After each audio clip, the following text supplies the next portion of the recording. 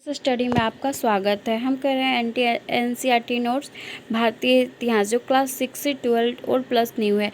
ये book UPSC, state, PCS, super TET, Bihar SSC, Bihar दरोगा सभी एग्जामों के लिए अत्यंत ही महत्वपूर्ण है।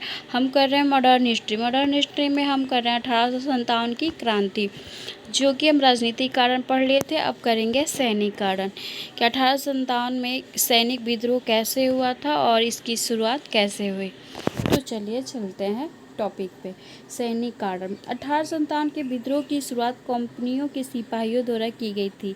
ये वही सिपाही थे जिन्होंने अपनी निष्ठा और ईमानदारी से कंपनी के साथ सेवा की थी, किंतु अब विद्रोही बन गए थे। समाज के दूसरे वर्गों, विशेषकर किसानों की आशाएं, इच्छाओं और दुख इन सिपाहियों के मध्य प्रतिबिंबित होते थे। ये सिपाही वास्तव में वर्दीधारी किसान ही थे। सिपाही इस विश्वास से ग्रस्त थे कि अंग्रेज उनके धर्मों में हस्तक्षेप कर रहे हैं और भारतीय को ईसाई बनाने पर बल दे रहे हैं। सिपाहियों की अपनी धार्मिक और जातिगत शिकायतें भी थीं। उन दिनों भारतीय लोग जाति आदि के नियमों में कठोरता से पालन करते थे।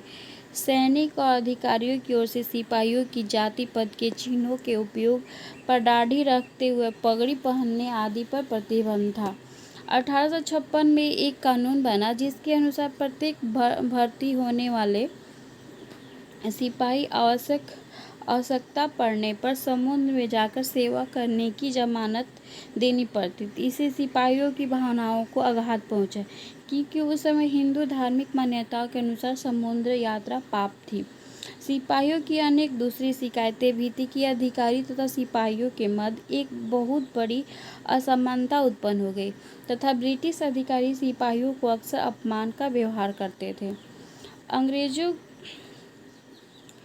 अंग्रेजों की सेना भारतीय सिपाहियों की पदोन्नति के मार्ग बंद थे। सेना में ऊंचे और पद यूरोपीय अफसरों के लिए सुरक्षित थे।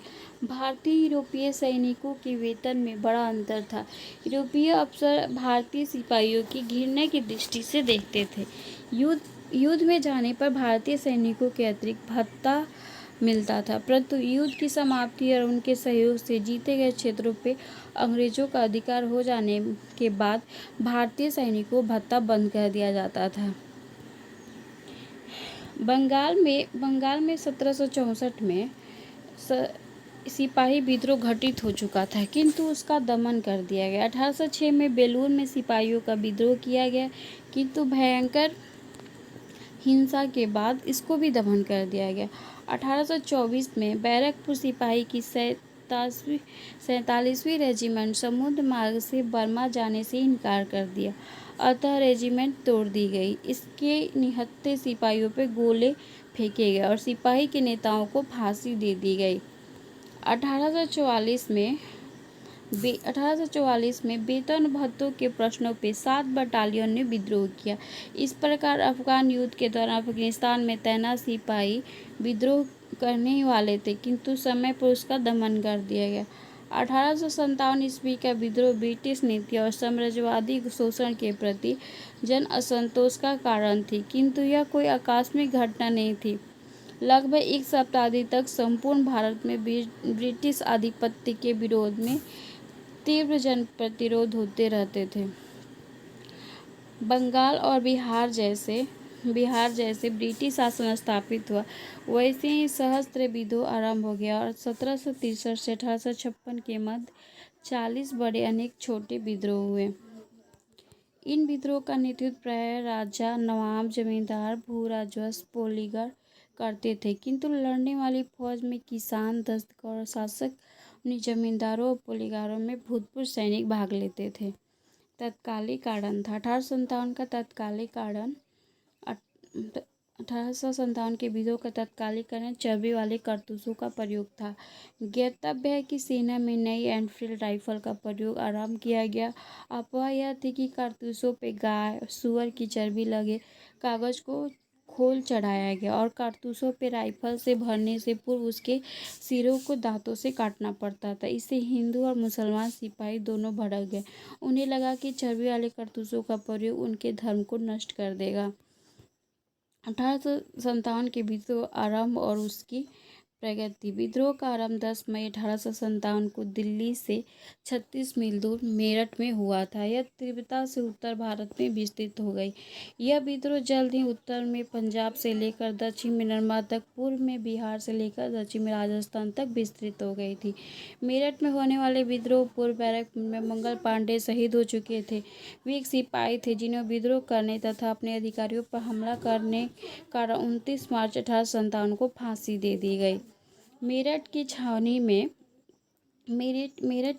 में 24 अप्रैल 1857 को तीसरी देसी घुड़सवार सेना ने 90 लोगों के चर्बी वाले कारतूसों का प्रयोग करने से इनकार कर दिया, जिनसे 85 को 9 मई 1857 को बर्खास्त कर 10-10 वर्ष की सजा दी गई और उन्हें जंजीरों में जकड़ दिया गया।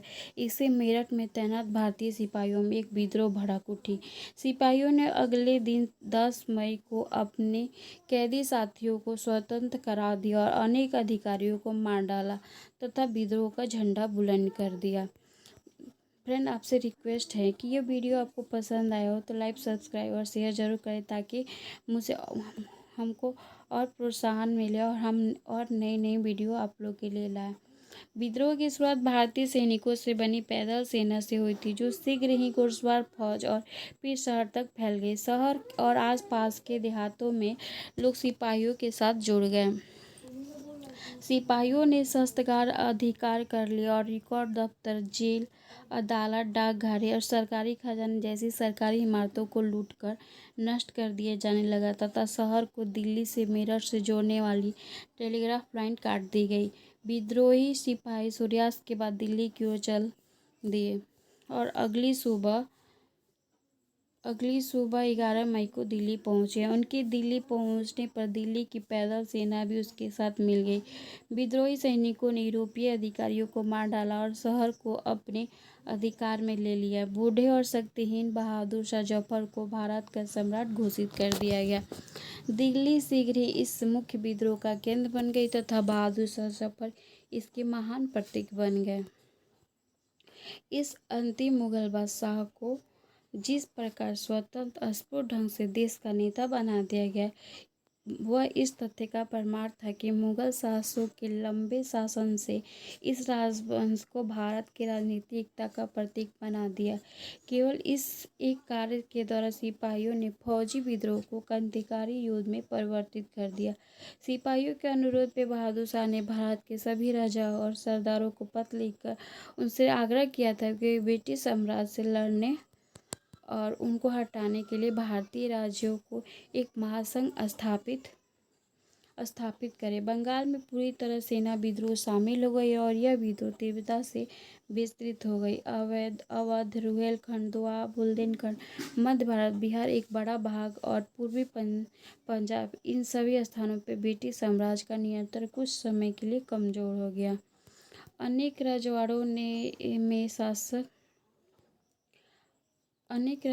में शासक दो अंग्रेज मालिकों के प्रति वफादार बन रहे, परंतु उनकी फौजों का विद्रोह उत्पन्न हो गई।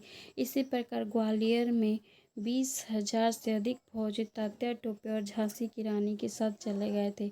राजस्थान और महाराष्ट्र के अनेक विद्वान अनेक छोटे सरदार अपनी जनता का विश्वास प्राप्त करके विद्रोही बन गए। हैदराबाद तथा बंगाल भी छिटपुट विद्रोह हुआ। इसके आगे हम कल पढ़ेंगे विद्रोह का व्यापक चरित्र।